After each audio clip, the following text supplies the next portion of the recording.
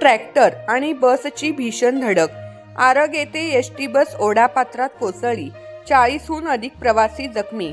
मिरज आगाराची एक बस MS-14BT 3690 आणि ऊस वाहतूक करणाऱ्या ट्रॅक्टरमध्ये आज दुपारी आरग शिंदेवाडी रोडवर भीषण अपघात झाला। शिंदेवाडी येथील ओढापात्राजवळ ही धडक इतकी जोरदार होती की बस थेट ओढापात्रात कोसळली।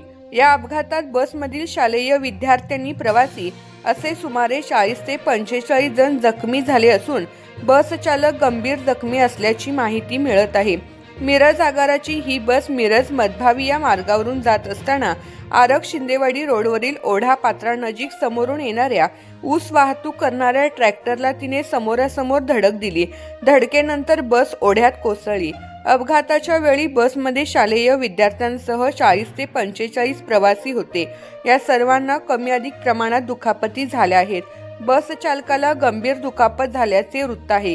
तातडीने सर्व जखमींना मिरज येथील शासकीय रुग्णालयात उपचारासाठी दाखल करण्यात आले आहे।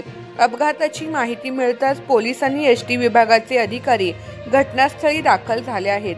त्यांनी तातडीने पंचनामा करून अधिक तपास चालू केला आहे।